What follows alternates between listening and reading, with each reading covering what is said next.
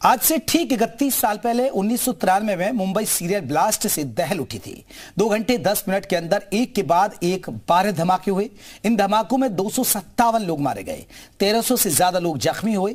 यह उस वक्त दुनिया का सबसे बड़ा आतंकी हमला था। देश में पहली बार विस्फोटकों में इतनी बड़ी मात्रा में RDX का इस्तेमाल किया गया था। लेकिन अब एक बार फिर मुंबई में अंडरवर्ल्ड का खौफ दिखने लगा है। लेकिन इस बार डी कंपनी नहीं बल्कि पंजाब हरियाणा गिरोह के टारगेट में माया नगरी है। क्यों माया नगरी में अंडरवर्ल्ड सिर उठा रहा है, देखिए रिपोर्ट।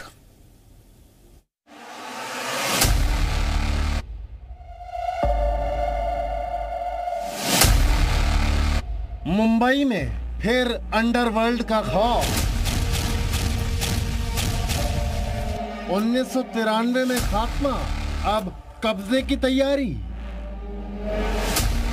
25 साल बाद अंडरवर्ल्ड रिटर्न। पहले सलमान खान को टारगेट करने की कोशिश, सलमान के घर फायरिंग की गई और अब बाबा सिद्दीकी की हत्या। क्या मुंबई के अंडरवर्ल्ड पर कब्जे की तैयारी हो रही है? क्या मुंबई में एक बार फिर दहशत फैलाने का खेल चल रहा है? जिस मुंबई पर डॉन और माफिया दाऊद इब्राहिम की डी कंपनी का दबदबा चलता था, क्या वहां अब पंजाब और हरियाणा के गैंगस्टर्स कब्जा करना चाहते हैं? क्या मुंबई में अंडरवर्ल्ड फिर लौट आया है? क्या बाबा सिद्दीकी के मर्डर के बाद अब टारगेट पर सलमान खान है? क्या लॉरेंस बिश्नोई गैंग का दबदबा इतना बढ़ गया है कि वो मुंबई शहर में शूटर बेचकर ताबड़तोड़ फायरिंग कर किसी की हत्या करवा सकता है? क्योंकि सूत्रों के मुताबिक गिरफ्तार 2 शूटरों ने अपने आप को लॉरेंस बिश्नोई गैंग से जुड़ा हुआ बताया है। हालांकि मुंबई पुलिस उनके इस दावे की पड़ताल कर रही है। मुंबई में दाऊद इब्राहिम की डी कंपनी और पंजाब हरियाणा के गैंगस्टर्स आमने सामने हैं। खास बात यह है कि दोनों गुटों पर पाकिस्तानी खुफिया एजेंसी ISI का हाथ है और दोनों गिरोह के सरगना विदेश में बैठे हुए हैं। यहाँ पर आपको तस्वीरें आप साफ तौर पे देखिए, जो निशान बनाए गए हैं बाकायदा 1, 2, 3, 4, 5, 6 यानी 6 सेल्स मिले थे गोलियों के, इसलिए इन जगहों पर बाकायदा निशान बनाकर रखा गया है। यहीं पर खड़ी थी बाबा सिद्दीकी की कार। बाबा सिद्दीकी अपने दफ्तर से, ये जो आप रोड देख रहे हैं, इसी रोड से जहाँ पे उनका दफ्तर है वहाँ से होते हुए बाबा सिद्दीकी यहाँ पहुँचे अपने सुरक्षा कर्मियों के साथ। यहाँ पर गाड़ी खोलकर उनका जो ड्राइवर जो है दरवाज़ा खोलकर खड़ा हुआ था। बाबा सिद्दीकी अपनी कार में बैठने ही वाले थे कि रोड के दूसरे हिस्से में, इस तरफ मैं दिखाना चाहता हूँ, देखिए यहाँ पर ऑटो से वो शूटर्स भी पहुँचे थे। यहीं पर वो घात लगा के इंतज़ार कर रहे थे। पहले वो ऑफिस के पास गए जहाँ पर वो बाबा सिद्दीकी को फॉलो करते हुए यहाँ तक पहुँचे और यहाँ पर इंतज़ार कर रहे थे कि अपने मौके का जब वो बाबा सिद्दीकी पर फायरिंग कर सकें। ये जो जगह है, यहाँ पर स्ट्रीट लाइट, मैं आपको तस्वीर दिखाता हूँ। देखिए स्ट्रीट लाइट जो यहाँ पर लगाई गई है ये बिल्कुल बंद थी। पेड़ यहाँ ज़्यादा होने की वजह से जो बिल्डिंगों की भी लाइट थी उसका उजाला यहाँ पर नहीं आ रहा था। यहाँ पे बहुत ज़्यादा अंधेरा था और इसी का फ़ायदा उठाया शूटर्स ने।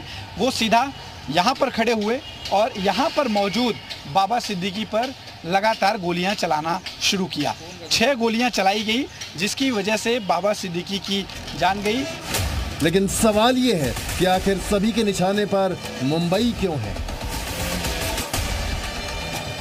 दरअसल मुंबई को अंडरवर्ल्ड अपनी सबसे बड़ी उगाही की राजधानी मानता है, क्योंकि मुंबई में फिल्म इंडस्ट्री से लेकर मशहूर बिजनेसमैन के साथ बड़े बड़े धंधे करने वाले लोग यहीं मौजूद हैं। किसी समय में दाऊद इब्राहिम ने अपनी डी कंपनी से इन लोगों से प्रोटेक्शन मनी के तौर पर उगाही करनी शुरू की थी। यही हो जनरल, मेरी ना हाँ में नहीं बदलने। आप बात नहीं समझ रहे। तुम नहीं समझ रहे। डरा के दुकान खड़ी की है जनरल भाई। डर जाऊंगा तो बंद हो जाएगी। दाऊद इब्राहिम को इस धंधे में होने वाली कमाई और अपना नाम फैलाने की इतनी सनक थी कि उसने इस धंधे का पूरा जिम्मा अपने दाहिने हाथ यानी छोटा शकील को सौंपा। जबकि इस धंधे को उसका अपना सगा भाई अनीस इब्राहिम संभालना चाहता था।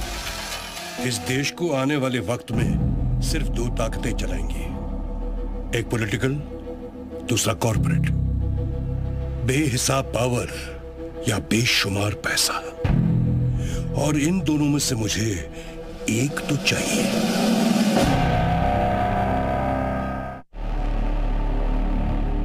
दरअसल दाऊद को डर था कि अनीस इब्राहिम इस धंधे से होने वाली पूरी कमाई उसे नहीं देगा और भाई होने के नाते वो उसे कुछ कह भी नहीं पाएगा।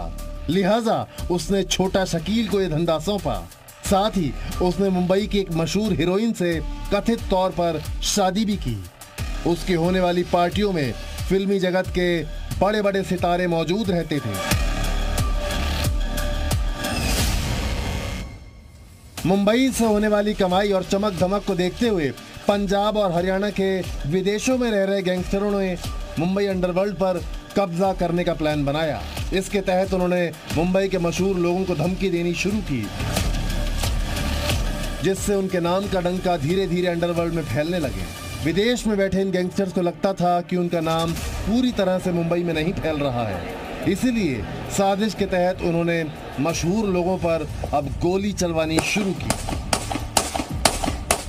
सलमान खान के घर पर गोली चलाने वालों के तार पंजाब हरियाणा के गिरोह से जुड़ रहे हैं। इन गिरोहों का ऐसा करने के पीछे मैसेज ये है कि अब माया नगरी में अंडरवर्ल्ड का खौफ खत्म हो गया है। जिस प्रकार पुलिस के जो इन्वेस्टिगेशन में कुछ प्राथमिक तथ्य आए हैं, उस तथ्य के आधार पर एक बात साबित होती है कि एक बड़ी साजिश से उनकी हत्या की गई है। जो आज मैंने देखा तो उससे पता चला कि उनको इस हत्या के पहले कुछ चंद दिन उनको धमकियां दी गई थी। विदेश में बैठे इन गैंगस्टर्स को लगता है कि मुंबई उनके लिए कमाई का अच्छा जरिया है। मुंबई में अंडरवर्ल्ड के एक बार फिर पनपने से पुलिस और महाराष्ट्र सरकार पर दबाव होगा, क्योंकि 1993 के बाद से मुंबई पुलिस ने 5 बड़े बदलाव किए। अंडरवर्ल्ड के खात्मे के लिए मकोगा कानून बना, एनकाउंटर शुरू हुए। इस दौरान एनकाउंटर स्पेशलिस्ट दया नायक, विजय सालस्कर, प्रदीप शर्मा, सचिन वाजे जैसे अफसर उभरे और पुलिस को लेकर विश्वास बढ़ा। पुलिस ने खुफिया सिस्टम में बदलाव करते हुए कम्युनिकेशन सिस्टम को मजबूत किया। कुछ ही पल में विदेशों में बैठे माफियाओं की योजना का पता चलने लगा। अंडरवर्ल्ड को मदद करने वाले लोग नजर में आने लगे। उगाही पर रोक लगी, सरहदी इलाकों में सुरक्षा बढ़ी और जाली पासपोर्ट पर भी सख्ती हुई। लेकिन अब जो हालात बने हैं उस पर महाराष्ट्र सरकार और पुलिस को अलग तरीके से सोचने की जरूरत है। बाबा सिद्दीकी की हत्या के पीछे बड़ी साजिश की आशंका है और मुंबई में अंडरवर्ल्ड के सफाई के लिए कड़े कदम उठाने की जरूरत है। कहीं ऐसा ना हो कि अंडरवर्ल्ड एक बार फिर मुंबई को अपने खौफ के जद में ले ले। दिल्ली से प्रमोद शर्मा के साथ मुंबई से अश्विन पांडे, ब्यूरो रिपोर्ट, जी मीडिया।